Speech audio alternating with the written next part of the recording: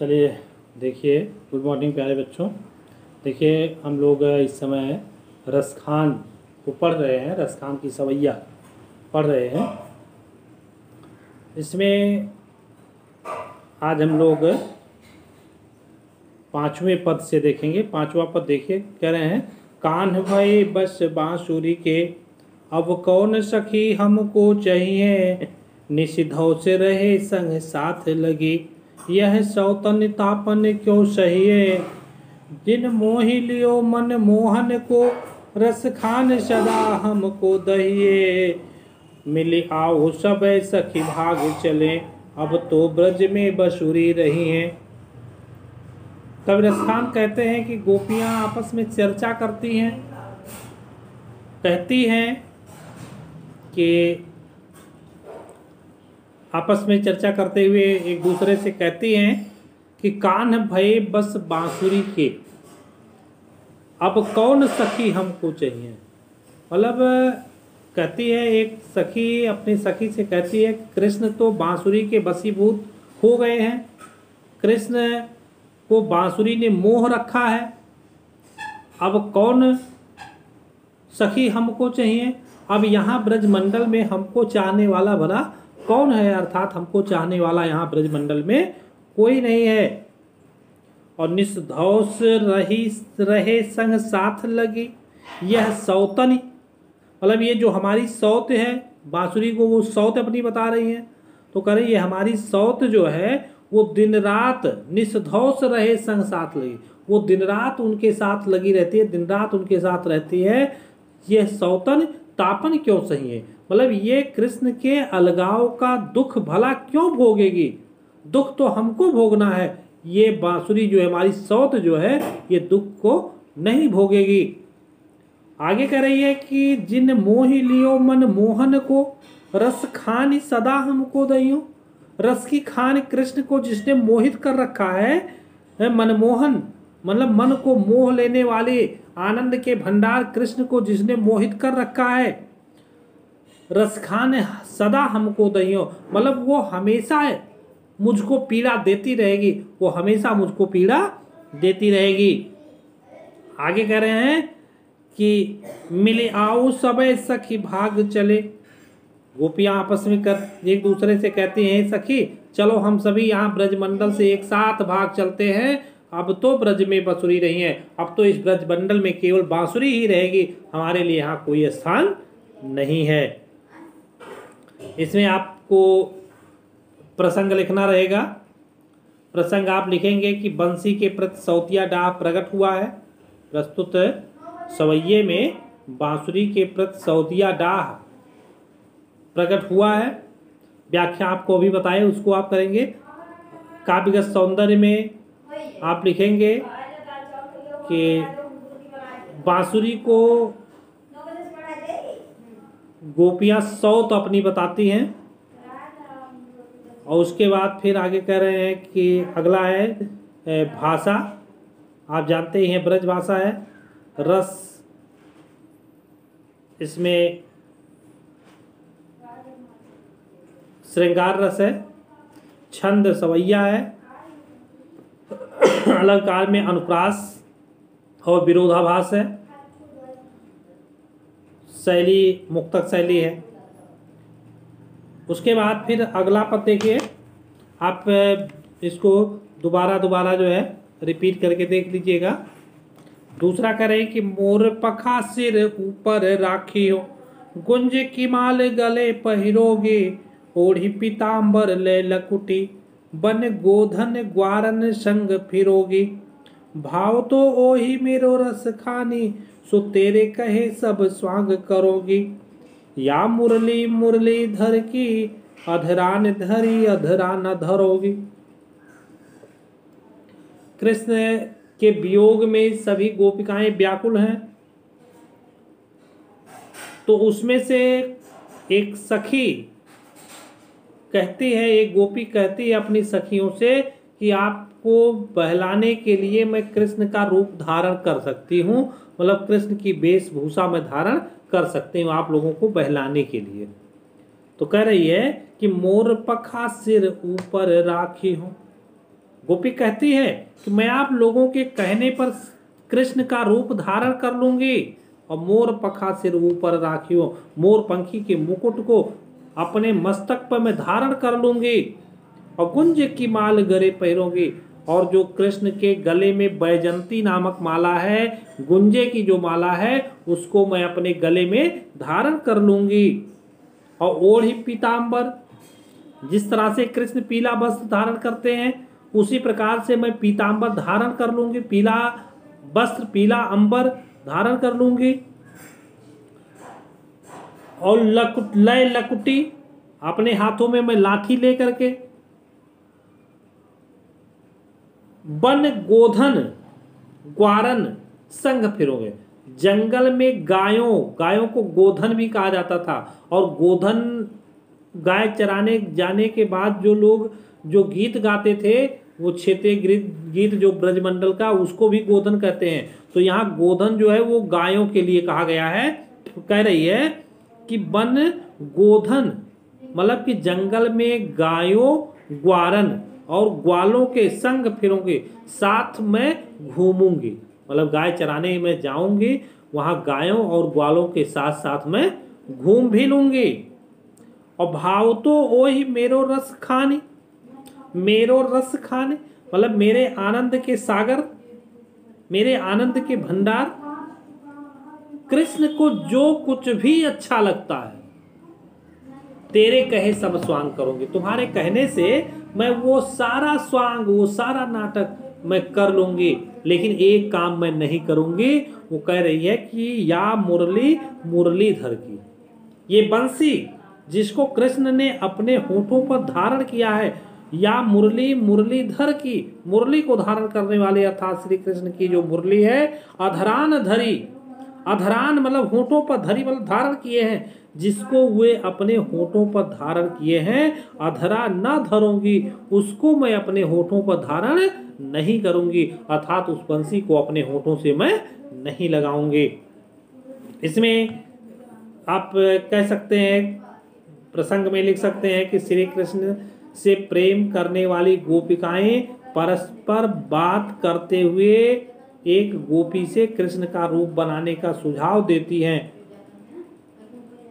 और काव्यगत सौंदर्य में आप लिख सकते हैं कि श्री कृष्ण का अभिनय करने को तत्पर गोपी का अनन्य प्रेम वर्णित है। उसके बाद फिर आप इसमें रस तो वही हो गया, श्रृंगार, छंद, सवैया, अलंकार, अनुप्रास, यमक और श्लेष, अनुप्रास, यमक और श्लेष। अब यमक कहाँ है? अधरान और अधरान।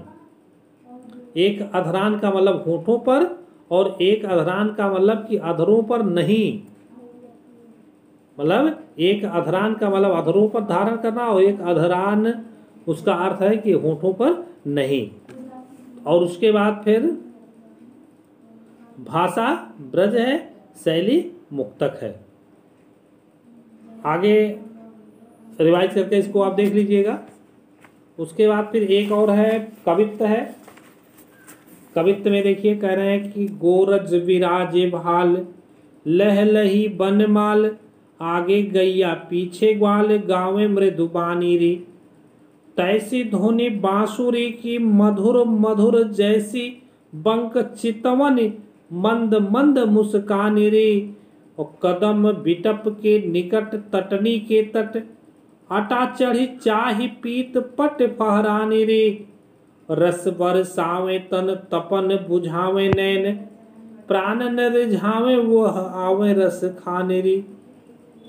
शाम का समय हो गया है, गोधूली बेला हो गई है, जिस समय गायें चर करके जंगल से गांव में आती थी, तो गोधूली बेला हो गई है और सभी लोग बेसब्री से कृष्ण के आने की प्रतीक्षा कर रहे हैं कि अभी कृष्ण गायों को चरा करके आ रहे होंगे। उसमें से कोई एक गोपी वो कृष्ण के दर्शन के लिए बहुत आतुर हो गई है, बहुत व्याकुल हो गई है, और वह अपनी अटारी पर चढ़ जाती है। अटारी पर चढ़ करके देखती है और उसको कृष्ण दिखाई पड़ जाते हैं। अटारी पर चढ़ करके वो जो है देखती है और उसको कृष्ण जो है क्या होते हैं, दिखाई पड़ जाते हैं। तो वो लोगों से कह रही है, लोगों से बता रही है, कह रही गोरज विराजे भाल, उनके मस्तक पर गोपी कहती है, अपनी सखियों से कहती है कि हे सखी, उनके मस्तक पर, उनके मतलब किसके, श्री कृष्ण के, गोरज विराजे, श्री कृष्ण के मस्तक पर गोरज, गोरज मतलब कि गो गाय, और रज मतलब धूल, जैसे शाम को गोधूली कहा जाता है। क्यों कहा जाता है कि जैसे अब तो मान लीजिए इतनी गाय नहीं है कि हम लोग उसको चराने लेकर जाते होंगे, और जाते भी हैं तो एक दो होने के कारण उतनी धूल नहीं उठती, लेकिन उस समय हजार हजार की संख्या में गायें होती थी और वो चरने जाती थी। चर करके जब आने लगती थी तो उनके पैरों से धूल उठती थी और वो पूरे आकाश मंडल में छा जाती थी। तो वही स्थिति बनी हुई है। तो वो कह रहे कि गोरज विराजे भाल, उनके मस्तक पर क्या हो रहा है, गोरज, गायों के पैर से उठने वाली धूल जो है वो क्या हो रही, विराजमान हो रही है, और लहलही बनमाल, और उनके गले में बनमाला लहरा रही है। आगे गैया पीछे ग्वाल, गाँवें मृदु बानी री, आगे आगे गायें चली आ रही हैं और उनके पीछे सारे ग्वाल बाल गोधन गाते हुए, मधुर बाणी में गाते हुए आ रहे हैं। और जैसे मधुर बाणी में वो गा रहे हैं तैसे धुन बांसुरी की मधुर मधुर, उसी प्रकार से मीठी बांसुरी की ध्वनि भी सुनाई पड़ रही है।